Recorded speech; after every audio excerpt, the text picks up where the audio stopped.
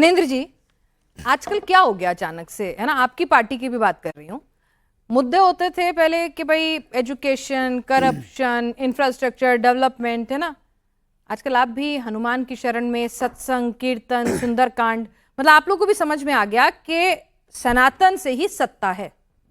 देखिए पिनाक जी, निश्चित तौर पर देश के मुद्दे तो यही होने चाहिए, शिक्षा, स्वास्थ्य, इंफ्रास्ट्रक्चर, एम्प्लॉयमेंट, इन्फ्लेशन, ये देश के मुद्दे होने चाहिए। लेकिन दुर्भाग्य की बात है कि इन असल मुद्दों पे चर्चा नहीं हो रही। मैं आपके साथ हूं, आपके इन सब... अरविंद जी को भी बता दीजिएगा ये बात। नहीं, देखिए सुंदरकांड का पाठ और सत्संग पंजाब में, मैं फिर वही कह रहा हूँ। देखिए होता क्या है कि आपके डिबेट का विषय कि सनातन का अपमान हो रहा है। नहीं, ये नहीं, मैं सनातन की आस्था के साथ खिलवाड़ हो रहा है जो आपने... नहीं, आप, मैं फिर से बताती हूँ। बेसिकली मैं ये कहना चाह रही हूँ कि भाई ऐसा क्या हो गया कि सबको कोई MY समीकरण ढूंढता था, कोई दलित मुस्लिम ढूंढता था, आज सबको सनातन एक होड़ सी चल पड़ी है कि मैं उससे बड़ा सनातनी। तो ये क्यों हो गया हृदय परिवर्तन? मैं तो ये जानना समझना चाहती हूँ। हो गया तो अच्छी बात है। धर्म हर व्यक्ति का एक व्यक्तिगत विषय है। कौन व्यक्ति किस धर्म में आस्था रखता है उसका पर्सनल विषय है। और इस देश में धार्मिक स्वतंत्रता की इजाजत है जो हमारा संविधान देता है। सनातन की आपने बात करी, सनातन का अगर किसी ने सबसे ज्यादा अपमान करा है तो भारतीय जनता पार्टी के लोगों ने करा है, भारतीय जनता पार्टी ने करा है। इस देश में सनातन के नाम पे सरकारें इन्होंने बनाई। इस देश में जो आदमी कहता था राम मंदिर में मस्जिद बना दो, वो सनातन की बात करेगा। दादी और नानी कहती बीच में नहीं, प्रदीप भंडारी जी, बीच में नहीं, प्रदीप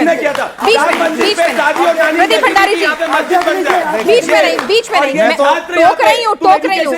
अरे एक मिनट, पंजाब में यहाँ पे छात्र बोल रहे पेपर लीक हुआ है, 11 पेपर पंजाब में लीक हुआ है, अभी तक शिक्षा मंत्री ने इस्तीफा नहीं दिया। ये इनकी सच्चाई है। ठीक है, एक मिनट, बीच में मत बोलिए। मैं वही कह रही हूँ, बीच में मत बोलिए। नहीं, प्रदीप भंडारी जी, मैंने तो आपको कुछ बोला नहीं। अरे आपके अलायंस पार्टनर है, बोल दो नहीं होगा। नहीं प्रदीप भंडारी जी, अगर ऐसी डिबेट करनी है तो फिर कर लो। नहीं भुवन जी को। नहीं, ठीक है भुवन जी, ठीक है, मान गए ना। चलिए अब सबको भाई एक मिनट, सबको क्या एक दूसरे में होड़ है? मैं चाहता हूं, मैंने भुवन जी से गलत सीखा, नहीं सीखूंगा। ठीक है, नहीं होगा, मान लिया उन्होंने, मान लिया। देखिए बीजेपी की सबसे अच्छी बात है वो माफ बड़ी जल्दी कर रहे हैं और माफी भी बड़ी जल्दी मांग ले रहे हैं। कोर्स करेक्शन बहुत अच्छा आता है इन्हें। चलिए तो पिनाक जी, मैं ये कह रहा था कि जिस तरीके से लगातार सनातन का अपमान, सनातन के नाम पे सरकारें इन्होंने बनाई, प्रभु श्री राम के नाम पे आज से नहीं, जब से बीजेपी की फाउंडेशन हुई तब से लेके आज तक भगवान श्री राम के नाम पे 2 मेंबर ऑफ पार्लियामेंट से 282 तक चले गए, 240 पे भी आ गए, 302 पे भी चले गए और 22 राज्यों में भी सरकारें बना ली। लेकिन सनातन का अपमान तब ज्यादा होता है जब राम मंदिर में चंदा चोरी, चढ़ावा चोरी की बातें सामने आती हैं। सनातन का अपमान तब भी होता है जब पता चलता है कि केदारनाथ मंदिर में जो लाखों टन सोना चढ़ा था उसकी चोरी होगी। सनातन का अपमान तब भी होता है जब स्वामी अमुक्तेश्वर, जो हिंदुओं के सबसे बड़े धर्मगुरु हैं, शंकराचार्य, उनको शाही स्नान से रोका जाता है। उन पे FIR होती है, यहां तक कि पॉस्को की भी झूठी FIR दर्ज कराती है, उसमें भी सनातन का अपमान होता है। मैं ये कह रहा हूं कि इस देश के अंदर सनातन का सबसे ज्यादा इस्तेमाल इन्होंने करा और सबसे ज्यादा धोखा देना इन्होंने सनातन को दिया। और अमुक्तेश्वरानंद जी की मांग क्या थी? यही तो मांग थी जो भारतीय जनता पार्टी कहते थे कि हमारी सरकार बनेगी, हम गौ माता को राष्ट्रीय माता का दर्जा देंगे। आज तक गौ माता को राष्ट्रीय माता का दर्जा क्यों नहीं मिला? और चढ़ावा चोरी, राम मंदिर के असली चढ़ावा चोरों को सजा कब मिलेगी?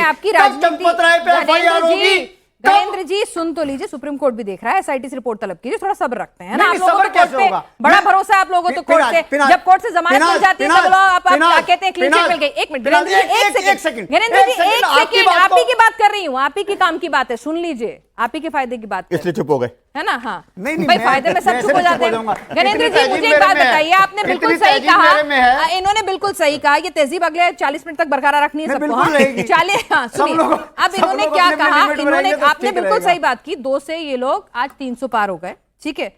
इन्होंने राम के नाम पर राजनीति की, भाई की इन्होंने कभी शर्मा शर्मी नहीं करी इस मामले में, खुल कर की। प्रधानमंत्री मोदी हो, योगी जी हो, उन्होंने अपना धर्म, जिसे आप कह रहे हैं कि पर्सनल, उन्होंने पब्लिक मंचों पे भी दिखाया, क्रिटिसिज्म हुआ, उन्होंने कहा कोई बात नहीं, हम हिंदू हैं, गर्व से कहते हैं।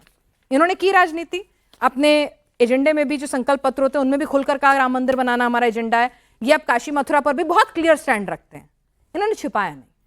बात यही है कि क्या वोटर के मन में आप खुद को इनसे बड़ा सनातनी, खुद को इनसे बड़ा राम का हितैषी बना पाएंगे? क्या आप इनकी पिच पर तो नहीं खेल रहे?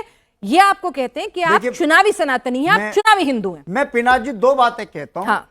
आपने बोला कि आइडेंटिफिकेशन, ये भारतीय जनता पार्टी के लोगों ने 20 मार्च को दिल्ली में एक प्रोटेस्ट हुआ और 2500 लोगों को इन्होंने फेस स्कैनिंग से स्कैन कर लिया कि ये क्रिमिनल है। लेकिन राम मंदिर में चोरी, चंदा चोरी, चढ़ावा चोरी हुए आज 3 महीने हो गए, अभी तक वो आइडेंटिफाई नहीं कर पा रहे कि वो चंपत राय, अनिल मिश्रा, वो गोपाल राव जिन्होंने चोरी करी थी उन पे FIR नहीं करी। अरे सब कुछ सामने, everything is on a paper, everything is on a record, everything is on a public portal. तो उन पे SIT सुनिए ना, सुप्रीम कोर्ट की इज्जत सभी लोग करें, कोर्ट की अवमानना नहीं करें।